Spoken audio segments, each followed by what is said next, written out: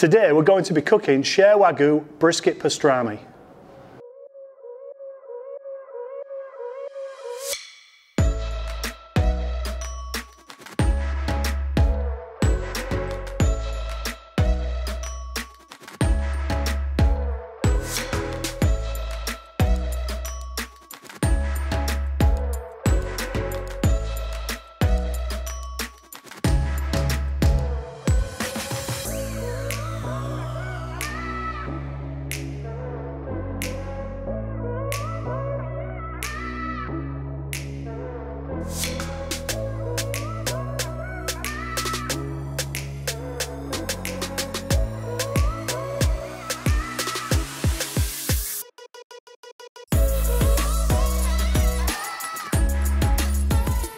Hi, I'm Dave from Hector Smokehouse and welcome to the channel.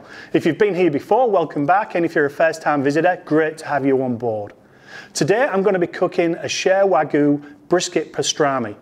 What I'm going to be doing is just using the flat of the brisket, and previously on a previous video I trimmed up a brisket and split it into the point and the flat. The video is up at the top here. You should be able to see a link for actually breaking a brisket down into the point and flat. So what I'm going to do is just use the flat of the brisket to create this pastrami. I'm going to go through all the different steps. The first step is going to be creating a pickling spice mixture, and then we're going to create a brine, and we'll then brine the actual brisket for 5 to 6 days, and then we'll smoke the brisket at the end of that to turn it into pastrami. So altogether it's going to take around about a week to go through the whole process. If you enjoy the video, please give it a big thumbs up. Please subscribe to the channel, and also hit that notification bell in the bottom corner so that you're notified of every new video that I put up on your email. So the first step we're going to go through is making a pickling mixture, pickling spice mixture. So the first step is to actually take some spices, and we're going to toast them in a pan first and crush them up, and then we're going to add other things to the brine with this pickling mixture. So the first step is we've got 1 tablespoon of coriander seeds, a tablespoon of black peppercorns, and a tablespoon of yellow mustard seeds. So what we're going to do is just put these into the pan, and we're just going to give them a bit of a toss around, and we're just going to toast them lightly. This will only take 5 or 6 minutes. We don't want them to burn, so we've got to keep smelling them and making sure that they're not going to catch and burn too much. But that's the first part we're going to do, is just to actually toast these. So what we can do is, these are starting to crackle and pop a little bit. I can hear them popping and crackling. So you can actually smell them. You can see them moving around in there as well. So they're starting to get very close to being done. So yeah, just keep tossing them around for a few more minutes, and then we should be toasted enough for them to be finished. Once we're happy that they've been toasted enough, we'll put them into a mortar and pestle and finish them off. I think that'll do. I can definitely smell the oils being released now, and that looks pretty good. I think they're pretty toasted. So we'll turn this off and we'll put them into the mortar and pestle. So the spices have now been toasted. So what we're going to do is just pour them into the pestle and mortar. Try and get the words right. And we're just going to give these a bit of a crack, and just crack these spices up to release the flavours and the oils. And they're going to be an essential part of the pickling spice. So we don't want to break them totally down and bash them to a pulp. We're just trying to break open the spices just to release some of that flavour and those essential oils.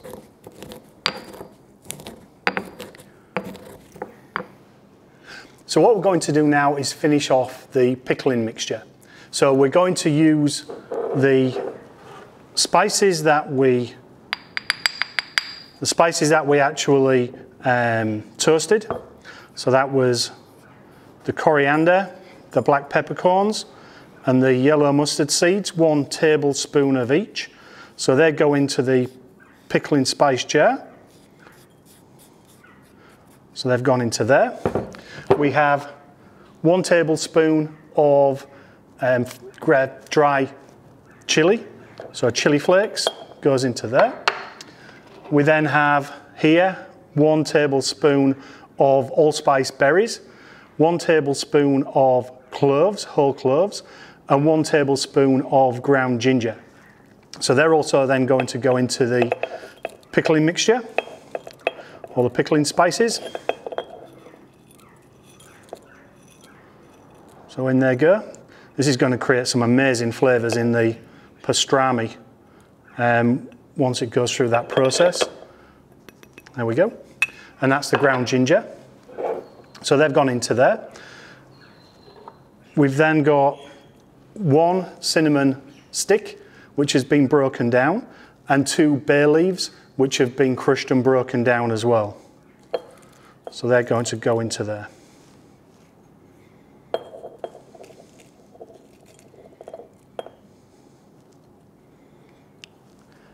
And there you go, that's basically the pickling mixture we're going to use for this recipe. So this is going to go into the brine. So what we're going to do now is create the brine, and we're going to use some boiling water. So in this pan, I've got around about 2.25 litres or half a gallon of water. I'm going to make the mixture in here, in the brining mixture in here, and then I'm going to cool it down with another 2.25 litres of cold water, or half a gallon. So altogether there'll be a gallon of water, 4.5 litres of water. That'll go into there. So what I'm going to do is I'm going to put the mixture into here. So I've got 10 garlic cloves in there. So we'll stick the 10 garlic cloves into there. In terms of sugar, I've got some brown sugar, and I'm going to use a cup of brown sugar, which will go into there. That'll do. So we've got 1 cup of brown sugar. I'm then also going to add in 1 cup of kosher salt. So this is kosher salt.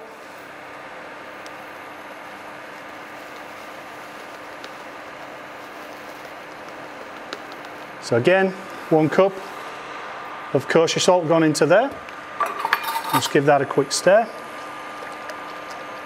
And obviously what we want to do is get this all to dissolve. The salt and the sugar needs to dissolve into this brine liquid. So we've got that into there. We're then also going to use some nitrate, some pink salt. So into there I'm going to put 3 teaspoons of pink salt. So there's 1,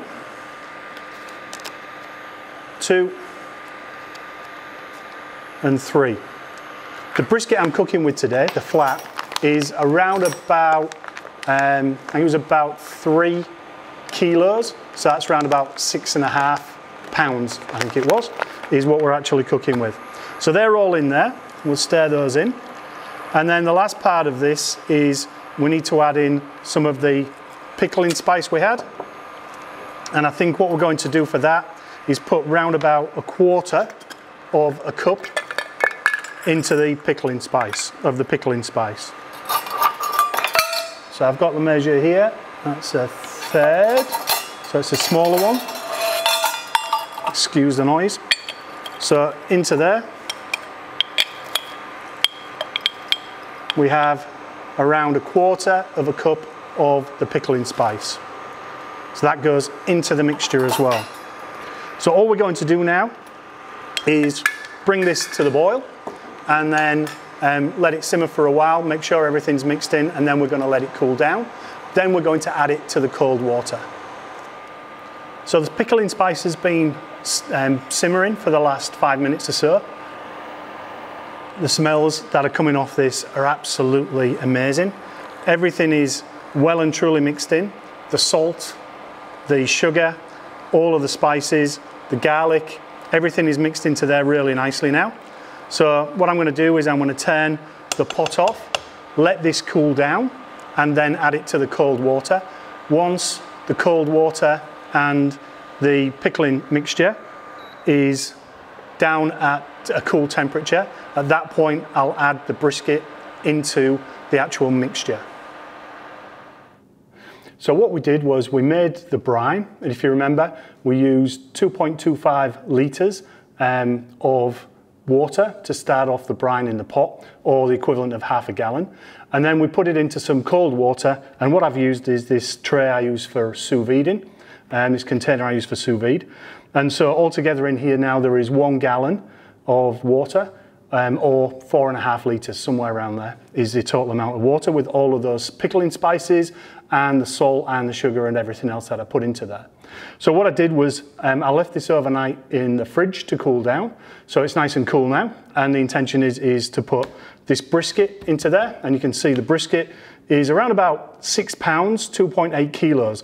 This is just the flat that I previously trimmed in the other video. So if you want to understand how to actually trim a flat from a point in a brisket, just look up at the top and you should be able to see a link there, and you'll be able to see how I actually made this. So what we've got in there is all the pickling liquid. I'm going to use something like this tray just to lift up the meat away from the bottom, so that I don't have to turn it every day. If you haven't got enough space to do that, then what you need to do is every day during the 5 or 6 days of brining is keep turning the meat over once every day. So what I'm going to try and do is I'm going to put this into there, into the bottom of here, move some of the garlic out of the way, put it in there, and then put the brisket on top of there, and then it's going to go into the fridge, and it's going to be in the fridge for 5 to 6 days, and then it should be ready to take out, run through water to make sure we've got rid of all of the salt off there, and then we're going to smoke it. So what I'll do is I'll put this in now. So I'll give this a quick stir just to make sure everything is well and truly incorporated, which it should be. So that should have everything done there. I'm going to get this. Now I don't know whether this is going to fit perfectly, I'm hoping it will, but what I'm going to do is put that in there, move the garlic out of the way, and I'm hoping there might be enough here to cover it. If not, I'm going to turn that wire trivet upside down, so we'll see whatever this looks like. So I'm just going to quickly open this bag with the brisket in, and this is just the brisket flat, not the whole brisket, with a lot of the fat removed off there as well. So I'm hoping this is going to displace the water and the water is going to go above it. If not, I'll have to change the orientation of that tray.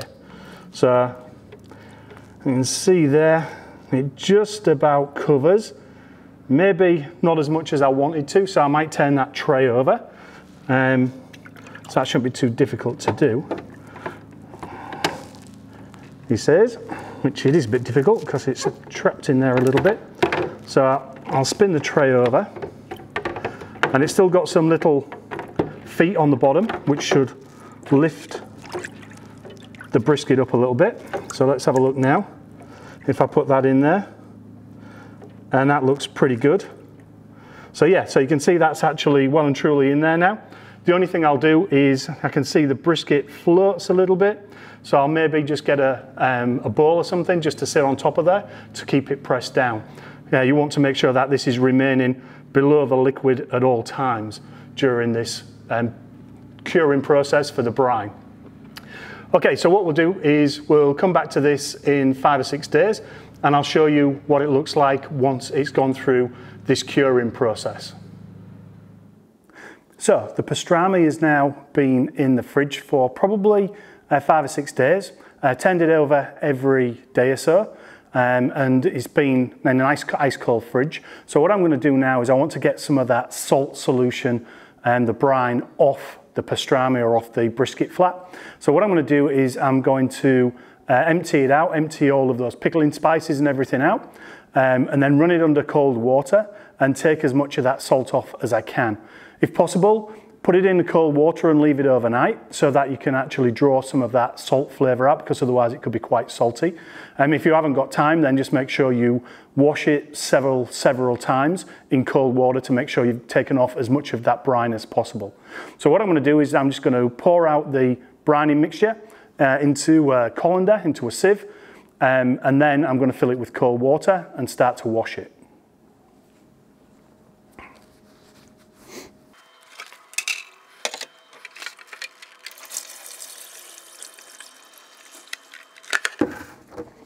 You can see all the pickling spices that are actually in the bottom of there.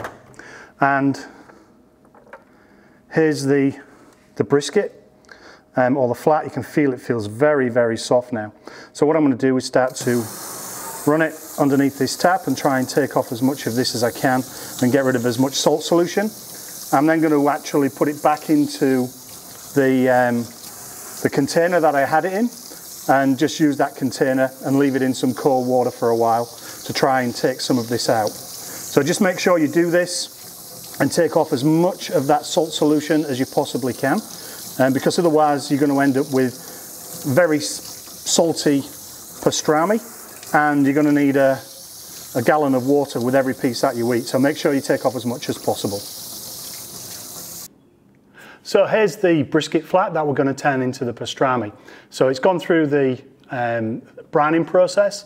I've washed it with water, kept it in there. I did about 2 or 3 hours and washed it maybe 3 times in fresh water to try and take some of that salination out of it, the salt out of it. And what we're going to do now is put the rub together that we're going to use to coat the pastrami before we put it into the smoker. Okay, so in terms of the rub, what we're going to use is we have 1 tablespoon of garlic powder, 1 tablespoon of mustard powder. So they're going to go into there. In here, I have a quarter of a cup of coriander seeds that have been crushed up and hit with a mortar and pestle. So they're going to go into there. So that's 1/4 of a cup of those. And then we're going to put 1/4 of a cup of black peppercorns into there that have already been pre-crushed. These are the ones that I normally use on my brisket. So 1/4 of a cup in there as well. And then we're going to mix them together. So we'll end up mixing those together. The intention then is I'm going to use just some yellow mustard as a binder. So we're going to rub that over the brisket, and so that there's something that the rub can adhere to. You could use something else. You could just use water, you could use oil, you could use Worcester sauce. But in my case, I'm just going to use yellow mustard to actually do that and use that as a binder. So we'll mix this through. And you can see all of the different parts of the rub in there that we're going to use.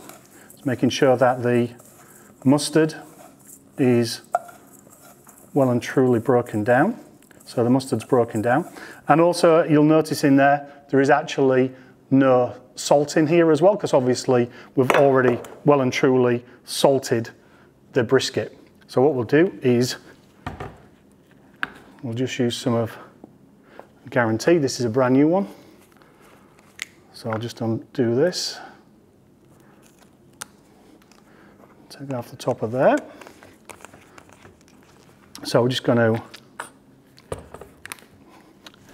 shake it up again. Sorry about that. And we'll put some of this on there just as a bit of a slather so it's got something to adhere to. You're not going to really taste it that much, but it'll give you an idea of something to actually make it stick onto there. And as I say, you can use other binders and slathers as well, just to create a bit of moisture on the surface really, and then trying to make sure the actual rub sticks in there. So what I'm going to do is take this rub and liberally we're going to shake it onto the pastrami. So we're going to do this on both sides, and then I'm going to put this into the smoker. You can see what I'm doing at the moment. I've got this sat on a wire rack. So I've got this on a wire rack at the moment. I'm going to actually put the brisket into the smoker on the wire rack. Just makes it easy for me to get in and out, and it makes sure that you're getting plenty of smoke flavour penetrating underneath as well as on the top. So I'll just cover this, a bit more of this on there.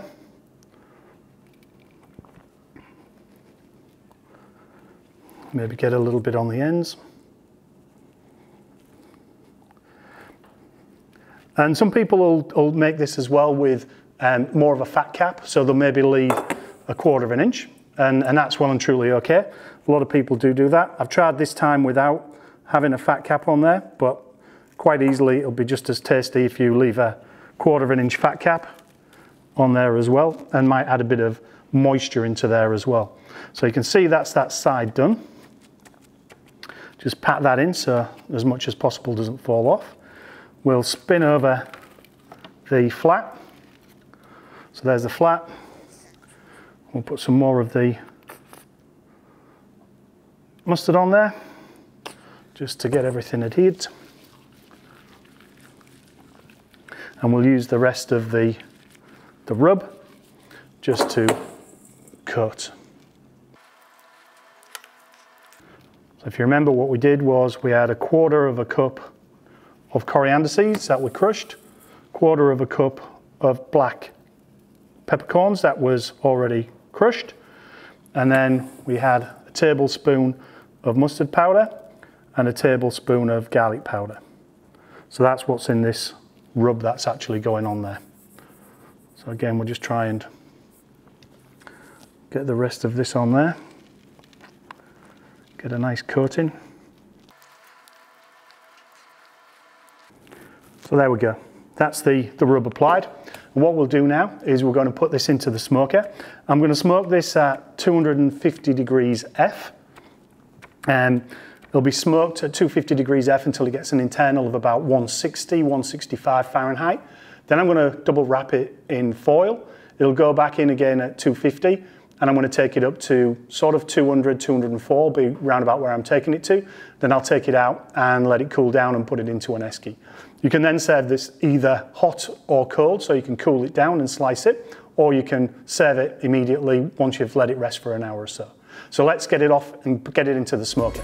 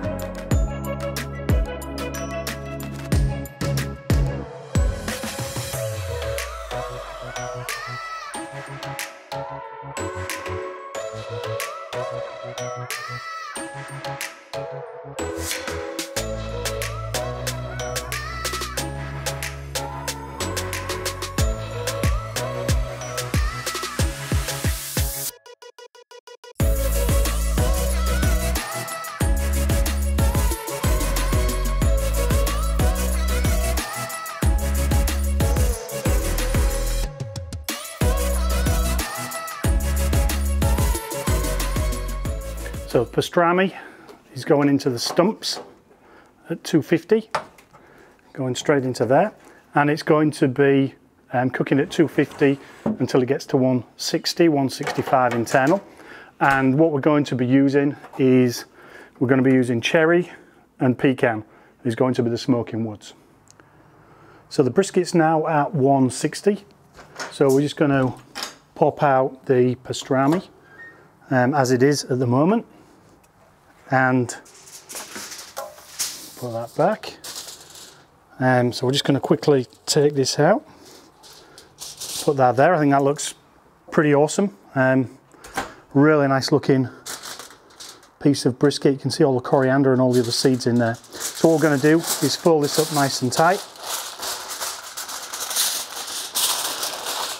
and then this will go back in there with a temperature probe in until it gets to around about 200 to 203,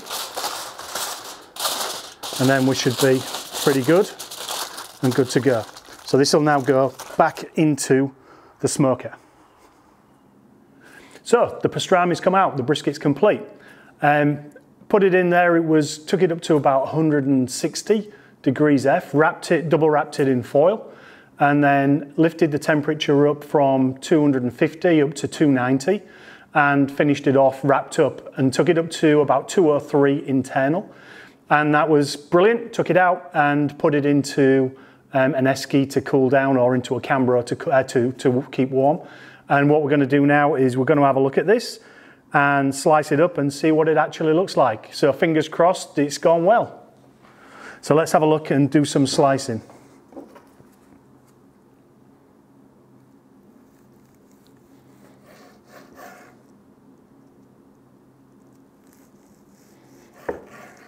Well, the colour looks good.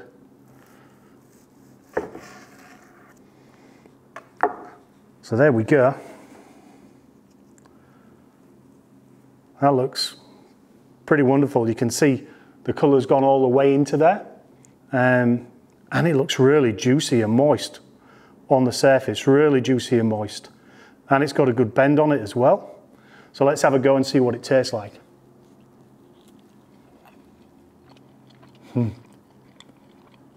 Oh my word. Oh my word, this is unreal. The spices on the outside, the coriander and the pepper is amazing.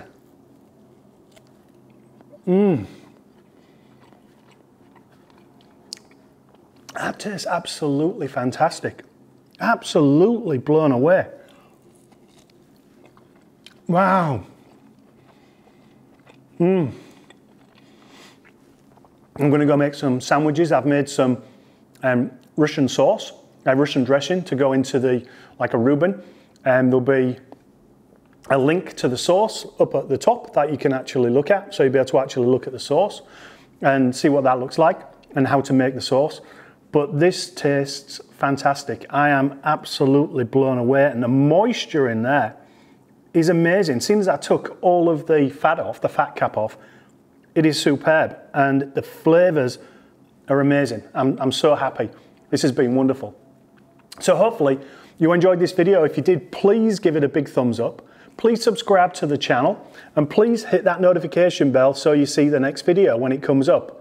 I'm going to actually make this into a pastrami, into a Reuben sandwich, so I may end up putting a video up for the Reuben sandwich as well.